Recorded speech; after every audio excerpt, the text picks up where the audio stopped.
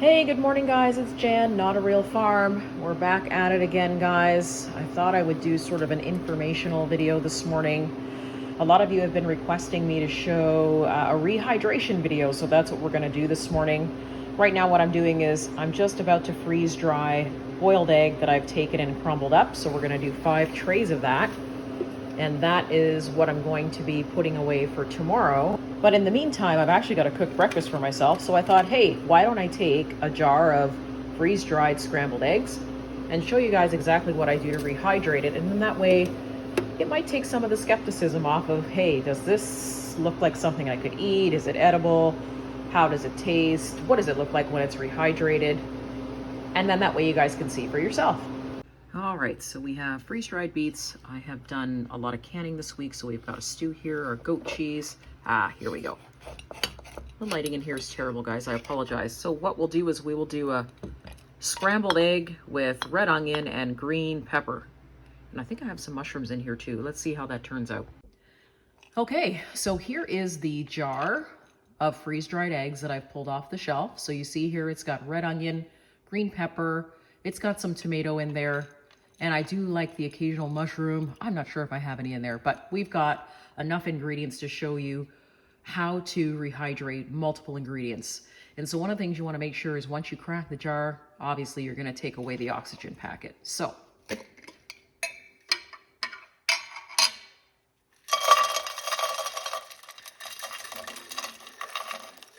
as you can see, that is a fair amount of eggs. I mean, it takes up the whole pan. So you could probably, in one jar, you could probably feed about 3 people, 4 people, if you divide it and have other things like hash browns and things like that. So we've got a fair amount of ingredients in here. So what I'm going to do is I'm going to go ahead and I'm going to add about half a cup of water. And while I'm adding the water, we're going to wait a few seconds because we want to make sure that we've got all of it rehydrated. And the other thing too, guys, is this. If you want to fry the egg, that's fine. Once you rehydrate it, you just add your butter like normal and you just swoosh it around, warm it up, cook it up, and away it goes. So these are cooked, like I said, scrambled eggs already. I had already pre-cooked these. So let's add in, here's my half a cup of water.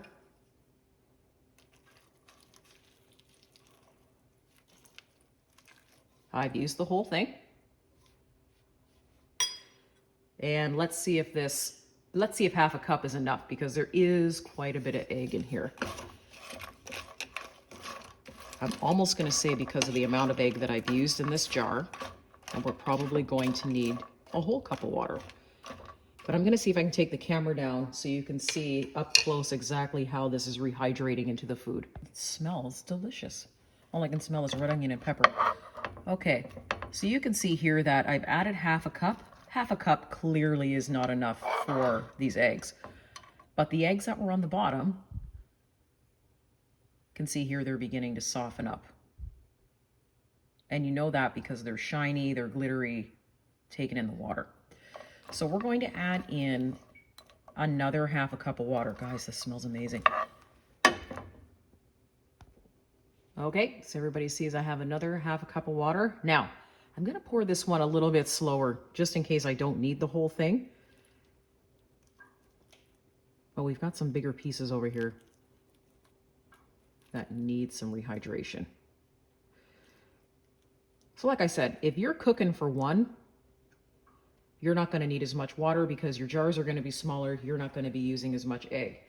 But for me, or for other people who have families, you're going to be adding obviously more egg into the jar and freeze drying it in bigger portions, so you're going to need more. So I'm going to say for me, based on what this is doing, because now it's softening up really nice, that a cup of water in a pasta-sized jar is going to be what we need to get this rehydrated. So these are starting to get fluffy. There's still a little bit of water here on the bottom that it's starting to soak up. See if I can move the camera a little closer. But you can see here, and now you're starting to see that the egg is softening up.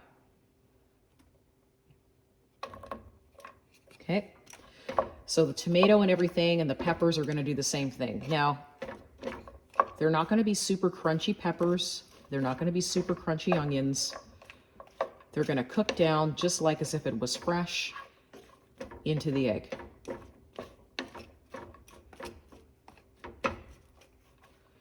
So you can see here now that this is starting to get soft. I'm going to put the camera back so you can see the difference. Okay, let's pick some of this up here. Yes, I know I have a metal spoon with my Tefal pot here, my pan, but that's okay. We're just using it one time only. So now the eggs are nice and fluffy. You see that shine.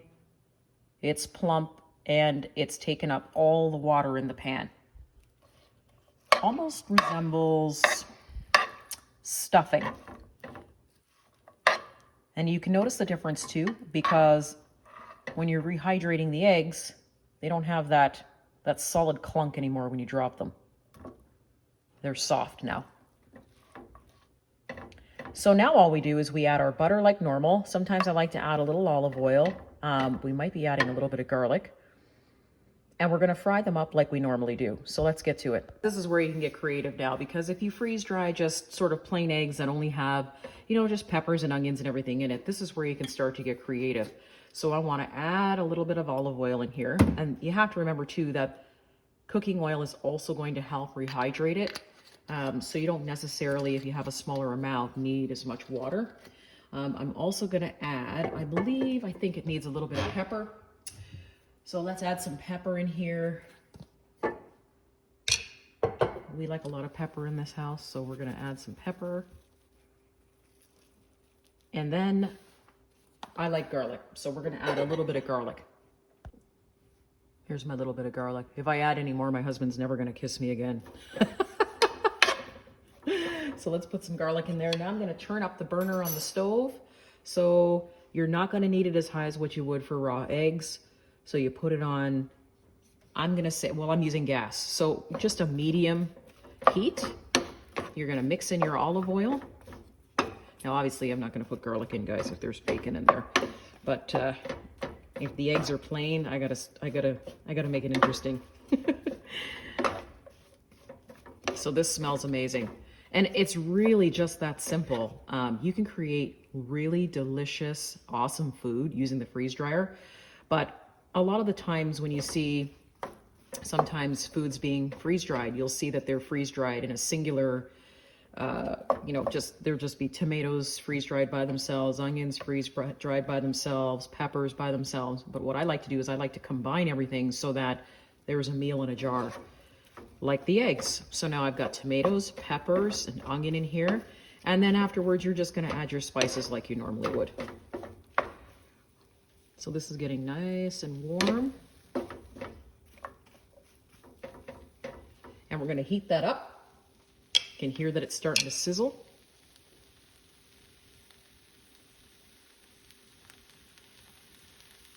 And we're going to cook it down for about maybe 2 minutes, just because I have a large amount of egg in here.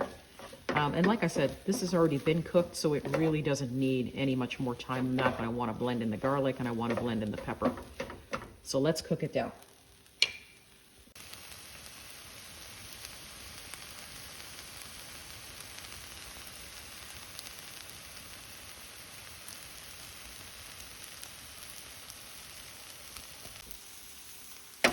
So this is cooking down really, really nice, and we made some really great hot pepper from last summer from our peppers. So I'm a sucker for punishment for the hot peppers, so I'm gonna add in a little tiny bit of spice. I know.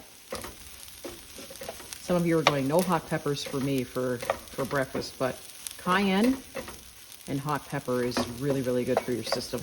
Get your circulation going. All right.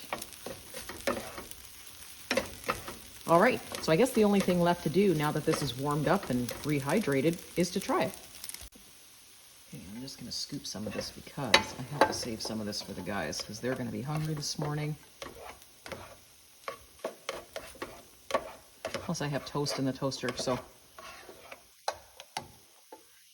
let me just hold hold the plate up so you can see what this looks like. This beautiful freeze-dried eggs. Amazing, guys, you gotta try. All right, so let me just get a fork and let me just see what it tastes like. Now, I do have actually sprouts to go with this morning, so I think I'm gonna throw some sprouts on here. Why not, right guys? These sprouts are actually hot. Can you tell I like hot food? All right, let's mix her on in and give her a try here. Okay, let's see. I'm not going to show myself eating on camera because I don't like to do that. Let's see what this tastes like. Okay. So guys, as I'm talking with my mouth full, it's like eating fresh scrambled eggs with the hot pepper. That's why I'm gasping, because I put a little bit too much on. With the hot pepper and the peppers and the red onion. It actually tastes amazing. I already pre-salted this, so I didn't need any salt or anything with it. So as you can see, doing this is absolutely super easy. What I find and what I like about it is you can do the full meals with the freeze dryer. After a little bit of practice, you'll get to understand how long, it is. It's like canning. Whatever food you put in that needs the longest amount of canning time, that's the amount of time that we run our canner for, right? So meat is always the longest, so it's 90 minutes. Same thing with this. So when you put eggs in and you put other ingredients in, you tend to have to do the same thing. You have to look at the ingredients and say, okay, how long do I think this needs to freeze dry for? Now, the freeze dryer is intelligent enough that it will actually run the freeze dryer long enough in a cycle and give you the opportunity to check to make sure that it is actually dry all the way through. And then you have the option of basically pressing start again, and it will go for as long a time as you choose. So if I said, okay, I need this to dry a little bit longer, it's still a little bit wet in the freeze dryer, I can put it on for another 4 hours to make sure that it's dry. So freeze drying is super simple. I think it's important, yes, to do rehydration videos. The one thing you have to remember though is that every time you crack a jar, you're also wasting an oxygen absorber. So just make sure that if you are cracking your food, you're gonna eat it all, because your supplies are expensive. So give it a try. If some of you out there have freeze dryers, try making a full-sized meal. I started with eggs because they were the easiest for me. But I can tell you that it's a really, really super good investment. If you get your hands on one, guys, you will not be disappointed. So I hope you enjoyed our scrambled egg video, or our rehydrated scrambled egg video. If you have any questions, please pop them below. Thumbs up, send me an email at notarealfarm@yahoo.com if you want to talk to me. Otherwise, guys, hopefully see you soon. I gotta go finish these eggs.